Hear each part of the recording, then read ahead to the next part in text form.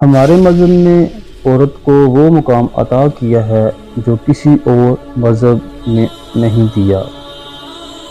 ناظرین، معاشرے میں مقام اس کا گھر ہے جہاں وہ چھوٹی سی ملکہ ہے اور اپنے شوہر کی اطاعت وفادار ہے۔ کہ ہم بات کر رہے تھے کہ نیک عورت کی پہچان کیسے ہو سکتی ہے، اس حوالے سے کسی نے حضرت علی رضی اللہ عنہ سے پوچھا۔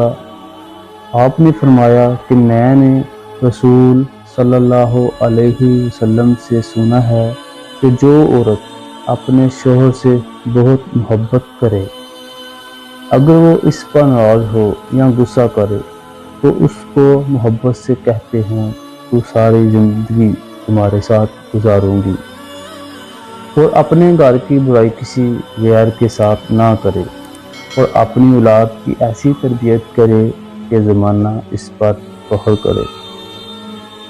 یاد رکھو، اس دنیا کی مالک نیک ترین عورت ہے، اور قیامت کے دن بھی اللہ تعالیٰ اسے سرفرو فرمائے گا۔ آپ کو ہم نیک اور اچھی بیوی کی خوبیاں بیان کر رہے ہیں، اور ہماری بہنیں یہ بات یاد رکھیں، جب بھی نیک عورت کی بات ہوگی تو وہ شوہر کی فرما بردار ہوگی۔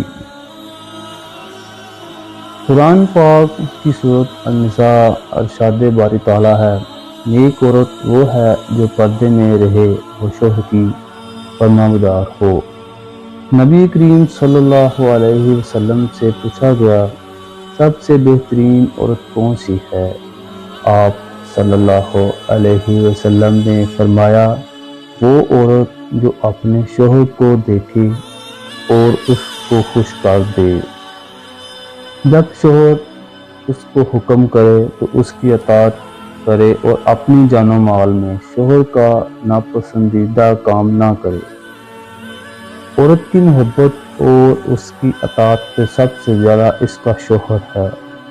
اس کا اندازہ اس بات سے بخوبی لگایا جا سکتا ہے کہ نماز عبادت کی نہایت اعلیٰ قسم ہے اور سجدہ اس کی چوٹی ہے، لیکن شریعت میں شوہر کا وہ مقام اور مرتبہ واضح کرنے کے لیے اتنی اونچی مثال بیان کی گئی ہے کہ سیدنا ابو ہریرہ رضی اللہ عنہ سے روایت ہے کہ نبی کریم صلی اللہ علیہ وسلم نے فرمایا، اگر اللہ کے سوا کسی اور کو سجدہ کرنے کا حکم دیتا تو سب سے پہلے میں بیوی کو اپنے شوہر کو سجدہ کرنے کا۔ آپ صلی اللہ علیہ وسلم نے فرمایا، اس ذات کی قسم جس کے ہاتھ میں جان ہے، عورت اپنے رب کا حق ادا نہیں کر سکتی جب تک وہ اپنے شوہر کا حق ادا نہ کرے۔ نیک عورت کی بڑی خوبی یہ ہے کہ وہ پردے میں رہتی ہے۔